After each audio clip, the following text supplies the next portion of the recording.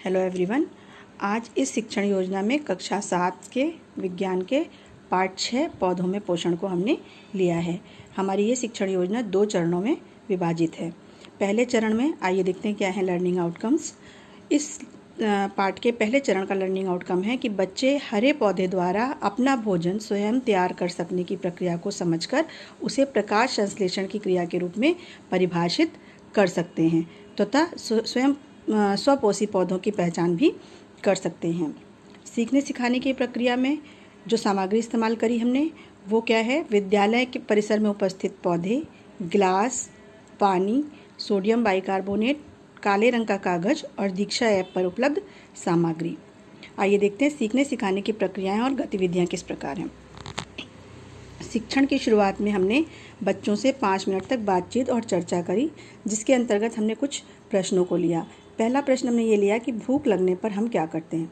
बच्चों से जवाब मिलने के उपरांत हमने जानना चाहा कि हम भूख लगने पर अगर खाना खाते हैं तो ये खाना हमें कहाँ से मिलता है या फिर भोजन में हम क्या क्या खाते हैं। इस तरह की चर्चा परिचर्चा के पश्चात बच्चों से निकल कर आए प्रत्युत्तरों से पता चलता है कि मनुष्य अपना भोजन स्वयं नहीं बनाते हैं, बल्कि वे पादपों अथवा पादपों का आहार ग्रहण करने वाले जंतुओं से अपना भोजन ग्रहण करते हैं। यह बच्चों से आपसी चर्चा के दरमियान निकल कर आता है।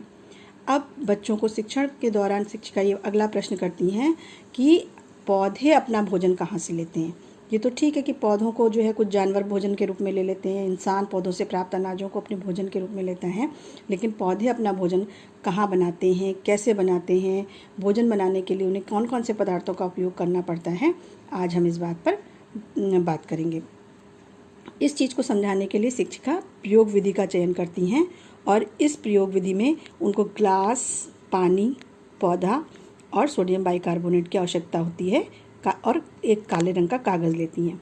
बच्चों को प्रयोग क्रिया समझाने के पश्चात शिक्षिका द्वारा और बच्चों द्वारा इस निष्कर्ष पर पहुंचा जाता है कि पौधों की पत्तियों में उपस्थित पर्णहरित इन प्रकाश रश्मियों को अवशोषित करके जल तथा कार्बन डाइऑक्साइड गैस से मिलकर ग्लूकोज यानी अपने भोजन का निर्माण करते हैं और साथ ही प्राणदायिनी ऑक्सीजन गैस बनती है जो पर्णरंध्रों द्वारा वायुमंडल में निकाल दी जाती है। पौधों द्वारा भोजन बनने की यह प्रक्रिया प्रकाश संश्लेषण कहलाती है। इस प्रकार सरल से कठिन की ओर चलते हुए शिक्षिका प्रकाश संश्लेषण में प्रयुक्त समीकरणों को भी बच्चों के साथ साझा करेंगी। शिक्षण के अगले चरण में या शिक्षण के बाद में शिक्षिका बच्चों को बताएंगी कि इस प्रकार हमने जाना कि पौधों की पत्तियों में उपस्थित पर्णहरित इस सौर ऊर्जा को रासायनिक ऊर्जा में बदल देता है, जिससे भोजन का निर्माण होता है। यह भोजन ही पृथ्वी के समस्त प्राणियों के लिए ऊर्जा का स्रोत है, क्योंकि सभी जीव जंतु प्रत्यक्ष या परोक्ष रूप से अपना भोजन पौधों से प्राप्त करते हैं। निष्कर्ष, पौधे प्रकाश संश्लेषण की क्रिया करते हैं और अपना भोजन स्वयं बनाते हैं। ऐसे पौधों को हम स्वपोषी पौधे कहते हैं। ये इस शिक्षण योजना का सबसे ज़्यादा महत्वपूर्ण बिंदु है। अंत में शिक्षिका 5 मिनट गृह कार्य देती हैं कि प्रकाश संश्लेषण की प्रक्रिया को दिखाने वाले प्रयोग का चित्र अपनी उत्तर पुस्तिका में आज आप लोग बनाएंगे। शिक्षक की आगामी योजना में पुनः शिक्षिका जो है बच्चों की क्षमताओं एवं कमजोरियों को ध्यान में रखते हुए आगामी शिक्षण योजना को बनाएंगी।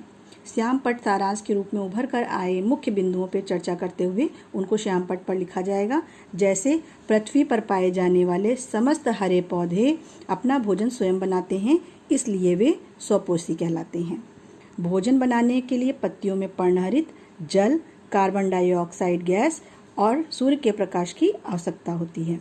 अगला बिंदु है पौधों में बने ग्लूकोज नामक भोजन को पौधे अपनी वृद्धि या अन्य जैविक क्रियाओं के लिए उपयोग करते हैं, और अगर भोजन बच जाता है तो बचा हुआ भोजन पौधों के विभिन्न भागों जैसे जड़, तना, फल, फूल इत्यादि में संचित रहता है। जैसे आलू के पौधे में तने में, मूली की जड़ में, गोभी के फूल में, पालक की पत्तियों में, टमाटर, भिंडी, मिर्चा आदि के फलों में भोजन संचित होता है और इन्हीं को हम भोजन के रूप में फिर ग्रहण करने लगते हैं।